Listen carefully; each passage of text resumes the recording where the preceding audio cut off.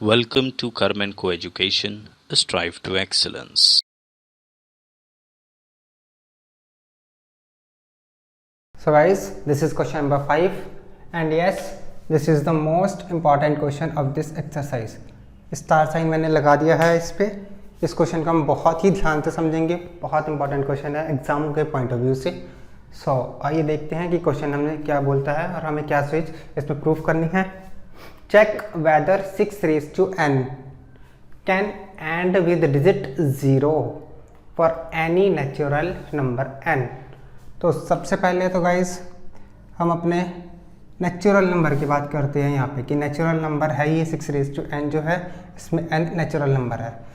हमने पढ़ा था इंट्रोडक्शन पार्ट में जब हमने 1.1 की थी कि नेचुरल नंबर्स क्या होता है। नेचुरल नंबर हमारे वो नंबर होते हैं जो 1 से स्टार्ट होते हैं, 1 2 3 4 5 6 7 and so on till infinity. ये सारे नंबर्स नेचुरल नंबर के अंदर आते हैं। तो क्या 6 रेज टू n मतलब 6 की पावर n, और n क्या है नेचुरल नंबर। 6 की पावर में कोई भी नेचुरल नंबर लगाएं तो वो हमारा आंसर जो होगा क्या वो 0 पे एंड करेगा या नहीं। तो क्वेश्चन को तो हम इजीली सॉल्व कर सकते हैं, बट आइए समझते हैं कि क्वेश्चन हमसे क्या कहना चाहता है। थोड़ा सा क्वेश्चन को फील करने की कोशिश करते हैं थोड़ा एक्चुअली। तो 6 रेज टू n मतलब हम 6 रेज टू 1 लिखें सबसे पहले। 1 is a natural number and smallest number, so 6 raise to 1 is 6 we know. अगर हम सेकेंड लिखें 6 square 6 raise to 2 which is 6 6 36। हम लिखें 6 रेज टू 3 216। हम लिखते हैं 6 रेज टू 4 1296। सो गाइस हम क्या देख पा रहे हैं यहाँ पे, लास्ट डिजिट इज ऑलवेज 6, और इसके बाद भी अगर मैं इसको 6 से इंटू करूँगा 6 6 36 6, उसको फिर 6 से इंटू करूँगा फिर मुझे 6 ही मिलेगा। मतलब मुझे हर बार मुझे क्या मिलेगा, लास्ट डिजिट केवल 6 मिलेगी। क्या कभी 0 मिल रही है? नहीं मिल रही। तो ये तो था क्वेश्चन को हमने देखा कि क्या क्वेश्चन कहना क्या चाहता है हमसे। आइए देखते हैं अब इसको सॉल्व कैसे करते हैं, प्रूफ कैसे करते हैं। अब पेपर में हम ये डायरेक्ट ये चीज़ लिख के नहीं आ सकते हैं because we are in 10th standard, तो हमें कुछ स्टेप्स लिखने पड़ेंगे उसके लिए। आइए समझते हैं कि वो क्या स्टेप्स है। इसको हम हटा देते हैं और देखते हैं। तो सबसे पहले यहाँ पे हमें 2 चीज़ों का खासा ध्यान रखना है। फर्स्ट, एक हमें ये दे रखा है नंबर 6, यस, और एक क्या गिवन है हमें, the number end with digit 0। एक हमें ये कंडीशन दे रखी है कि कोई भी नंबर जो 0 पे एंड करता है, तो कोई भी नंबर जो 0 पे एंड करता है उसका क्या मतलब है कि वो नंबर 10 से डिविजिबल होगा। हमने 10 का डिविजिबिलिटी रूल पढ़ा है कि जो भी नंबर 0 पे एंड करते हैं वो हमेशा किसके टेबल में जाते हैं, 10 के टेबल में जाते हैं। तो हम क्या लिखते हैं यहाँ पे सबसे पहले, द नंबर एंड विद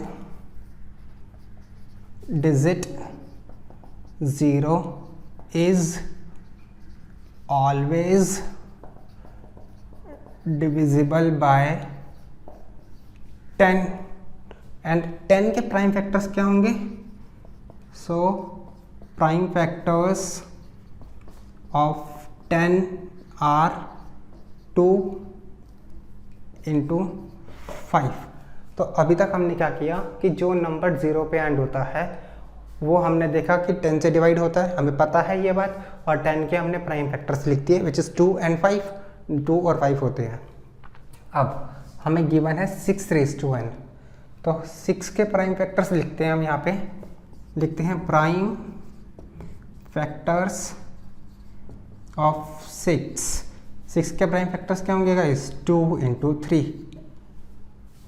तो यहाँ पे हमें क्या देखने को मिल रहा है कि जो नंबर 0 पे एंड करता है उसके फैक्टर्स क्या होने चाहिए थे, 2 एंड 5 होने चाहिए थे, बट हमें जो नंबर गिवन है विच इज़ 6 उसके फैक्टर्स में 2 और 3 आ रहे हैं, 5 आया ही नहीं। तो हम क्या कह सकते हैं कि जब इस फैक्टर में 5 है ही नहीं, इसीलिए ये कभी भी 0 पे एंड नहीं करेगा। तो हम एक लाइन और लिखेंगे, prime factors of 6 does not contain और have 5 as a factor So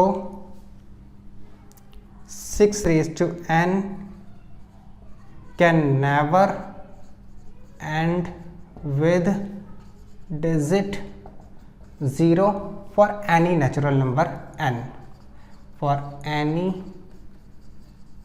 natural number n. तो हमने कहा कि 6 के जो फैक्टर्स हैं वो 2 और 3 है।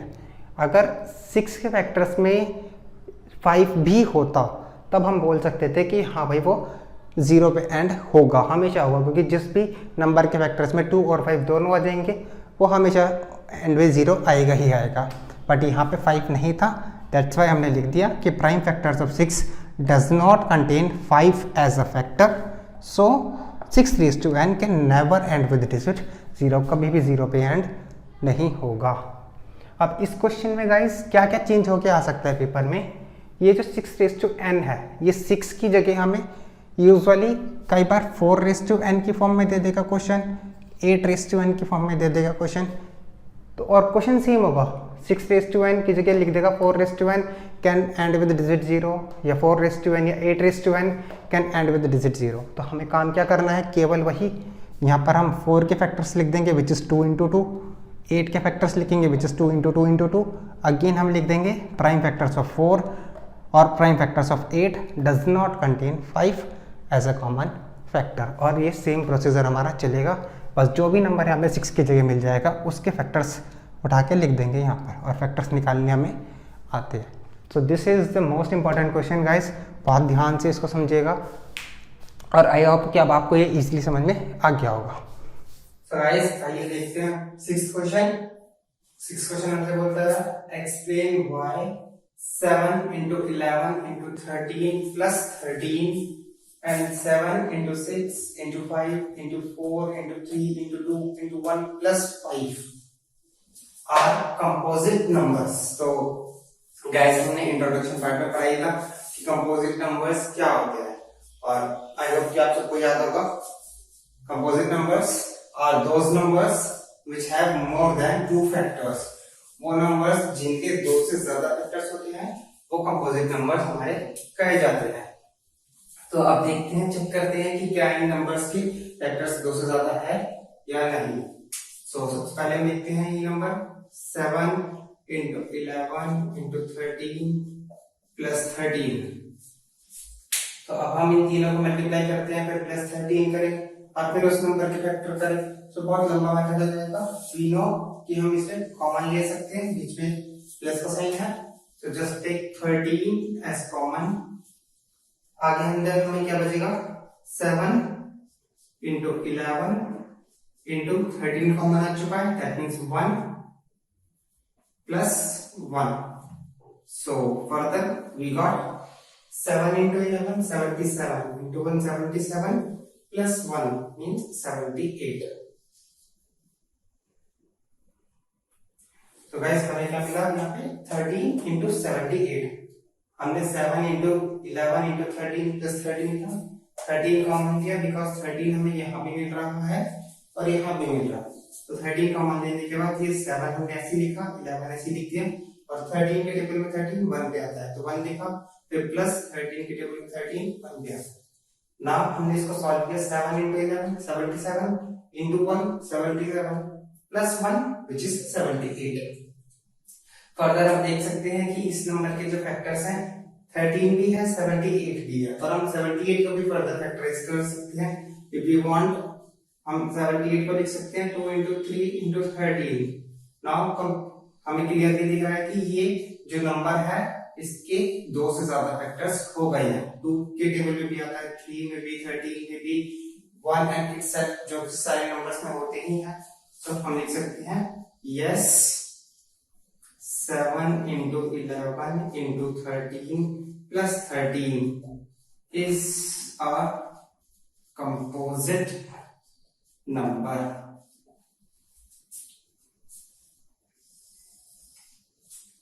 आइए गाइस सेकंड पार्ट देखते हैं इसका। 7 into 6 into 5 into 4 into 3 into 2 into 1 plus 5। इसको हमें सॉल्व करना है और चेक करना है कि क्या ये कंपोजिट नंबर है या नहीं। तो सबसे पहले हमें इसमें क्या दिख रहा है, इसमें हमें ये 5 कॉमन दिख रहा है दोनों में, तो हम 5 कॉमन लेंगे, क्या बचेगा 7 इंटू 6 इंटू 5 कॉमन आ चुका है, 4 इंटू 3 इंटू 2, 1 लिखने की जरूरत नहीं है, प्लस 1। नाउ इसको आगे सॉल्व करते हैं। 7 into 6, 7 6 42, 42 into 4, 42 4 168, 168 into 3 504 into 2 1008, 1008 plus 1 1009। चाहो तो उसको मल्टीप्लाई करके देख सकते हो, it becomes 1009। Now clear this हो कि इस नंबर के जो फैक्टर्स हैं 5 भी है, 1009 1009 भी है, तो हम लिख देंगे yes 7 into 6 into 5 into 4 into 3 into 2 into 1 plus 5 is a composite number. साथ में गाइस हम रीजन लिखेंगे, दोनों ही क्वेश्चंस का रीजन है because it has more than 2 factors। we know कि इन दोनों ही नंबर्स में हमें 2 से ज्यादा फैक्टर मिले हैं, तो ये दोनों ही नंबर हमारे कंपोजिट नंबर्स होंगे। so guys this is the 7th question। आइए देखते हैं 7th क्वेश्चन में हमसे क्या कहा गया है, और ये हमारा इस एक्सरसाइज का लास्ट क्वेश्चन भी है। समझते हैं। there is a circular path around a sports field। एक स्पोर्ट्स फील्ड है और वो सर्कुलर पाथ में है, सर्कुलर शेप में बनी हुई है। Sonia takes 18 minutes to drive 1 round.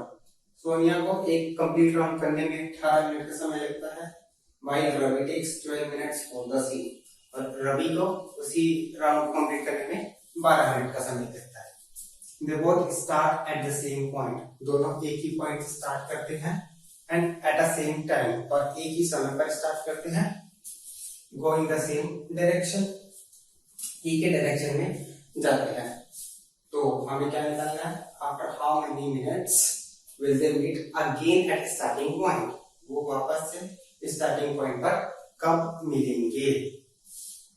So guys ये एक एप्लीकेशन बेस्ड क्वेश्चन है, एप्लीकेशन बेस्ड क्वेश्चन है, हमें इसको थोड़ा समझना पड़ेगा कि एक्चुअली हमसे कहना क्या चाहता है, हम इसको क्या निकालें, इसको कैसे सॉल्व करें। डायरेक्ट क्वेश्चन तो हमसे पूछा नहीं गया इसमें, to find HCF or LCM or something else। so आइए थोड़ा समझते हैं पहले से, और उसके बाद हम इसको सॉल्व करेंगे। तो समझने के लिए सबसे पहले हम बनाते हैं कि स्पोर्ट्स फील्ड जो कि हमारा सर्कुलर शेप में है। so आइए हमने ये बनाया है कि हमारा सर्कुलर शेप का फील्ड, जिसमें ये दोनों एक सेम पॉइंट से स्टार्ट करते हैं। लेट्स सपोज हमने ये पॉइंट ले लिया ए, इस एक पॉइंट से स्टार्ट करते हैं सोनिया और रवि दोनों। पहले बात करते हैं हम सोनिया की। सोनिया पहले राउंड में ए से ए तक पहुंचने में कितना समय लेगी, 18 मिनट का समय लेगी। ए से वापस ए तक पहुंच जाएगी 18 मिनट। उसके बाद यहाँ पे देखते हैं, हम बात करते हैं रवि के साथ साथ। रवि को पहले राउंड में कंप्लीट होने में कितना समय लगेगा, 12 मिनट का। 12 मिनट का टाइम लेगा ये कंप्लीट करने में। रवि तो 12 मिनट में पहुंच गया, सोनिया को लगे 18 मिनट, मतलब 6 मिनट में ये और आगे तक जाएगा। तो सेकंड राउंड निकालते हैं। इसका सेकंड राउंड अगेन ये 12 मिनट में कंप्लीट करेगा, मतलब कितना टाइम लिया इसने, 24 मिनट में इसके 2 राउंड कंप्लीट हो गए। बट क्या है 24 मिनट में 2 राउंड पूरे कर रहे हैं। इसको दूसरा राउंड कंप्लीट करते करते कितना समय लगा, 36 मिनट। ये इसका फर्स्ट राउंड, ये इसका सेकंड राउंड। अब इसने 18 मिनट में पहला राउंड कंप्लीट किया, 18 में दूसरा किया, मतलब इसको टोटल टाइम कितना लगा, 36 मिनट। और ये वापस से फिर एक पॉइंट पर आ गए, क्योंकि हमें निकालना है कि वो मिलेंगे कब, स्टार्टिंग पॉइंट पर। तो हमें अगर ये जर्नी स्टार्ट करती है तो इसको वापस से यहीं पे पहुंचाना है। So first round 18 minute Sonia, second round 18 minute, total time इसका 36 मिनट हुआ, और ये हमें ए पे वापस मिल गई। बात करते हैं रवि की। रवि ने जैसे कि पहला राउंड कंप्लीट किया था 12 मिनट में, दूसरा भी 12 मिनट में कंप्लीट किया, तीसरा राउंड भी 12 मिनट में कंप्लीट किया, और 36 मिनट में हमने देखा कि ये अपना तीसरा राउंड कंप्लीट करके वापस से 1 पॉइंट पर हमें मिल गया। तो यहाँ पे हम देख पा रहे हैं कि जैसे जो सोनिया है तो वो भी 36 मिनट के बाद इस ए पोजीशन पर है, रवि भी 36 मिनट के बाद ए पोजीशन पर ही है। तो मतलब हमारा जो आंसर होगा वो होगा 36। बट अब इस 36 में हमने क्या निकाला कि हम पेपर में तो ये चीज नहीं करके आ सकते, पेपर में हमें कुछ स्टेप्स लिखने पड़ेंगे, उसको लॉजिकल सॉल्व करना पड़ेगा। तो ये हमने केवल क्वेश्चन को फिल करने के लिए किया। यहाँ पर हमने निकाला है कि इनका मिनिमम टाइम कितने कम से कम समय में ये दोनों आपस में वापस मिल पाएगी। तो हमें मिनिमम टाइम निकालने के केस में हम क्या निकालते हैं, हमेशा एलसीएम निकालते हैं, लोएस्ट कॉमन मल्टीपल। यहाँ पे किसी भी केस में अगर हमें मैक्सिमम टाइम निकालना होता है देन हम एचसीएफ निकालते हैं, बट हमें यहाँ पर निकालना है मिनिमम टाइम, तो हम निकालेंगे एलसीएम। तो अब हम सिंपली इन दोनों नंबर्स का एलसीएम निकालते हैं, और हमने समझा कि हम एलसीएम क्यों निकाल रहे हैं साथ साथ। तो इसको मैं इरेज कर देता हूँ। आइए देखते हैं। तो सबसे पहले हम लिखते हैं time taken by Sonia to complete 1 round 18 minutes. Time taken by Ravi to complete 1 round 12 minutes. So time taken by Sonia to complete 1 round 18 minutes. Time taken by Ravi to complete 1 round 12 minutes. हमें दोनों information given है. Now after how many times will they meet again? They meet again at starting point. यहाँ पे लिखते हैं time at which मैं लिख देता हूँ time at which they meet again at starting point is LCM of 18 and 12. तो अब हम 18 और 12 का LCM निकालते हैं and that is our answer. So LCM निकालने के लिए कैसे हमें पता है कि हमें प्राइम फैक्टर्स करनी है, तो हम लिखते हैं prime factors of 18 which is 2 into 3 into 3, prime factors of 12 which is 2 into 2 into 3. 18 के फैक्टर्स 2 into 3 into 3, 12 के 2 into 2 into 3. एलसीएम में हम कॉमन लेंगे। सबसे पहले तो कॉमन मल्टीपल्स को हम एक बार लिखते हैं और रिमेनिंग मल्टीपल्स को उसके बाद लिखते हैं साथ में। सो एलसीएम को हमारा 2 into 3, अब ये 2 और 3 बचेंगे तो 2 into 3, 2 3 is 6, 2 is 12, 3 is 36 minutes. हमारा आंसर आ गया 36 मिनट्स के बाद वो दोनों वापस मिलेंगे। आई होप गाइस कि आपको ये एक्सरसाइज क्लियर होगी। अगर आपका कोई भी डाउट हो आप वो कमेंट सेक्शन में मेंशन कर सकते हैं, और अगर आपको ये लेक्चर अच्छा लगा तो प्लीज लाइक कीजिए और शेयर कीजिए और सब्सक्राइब कीजिए हमारे चैनल। Thank you guys.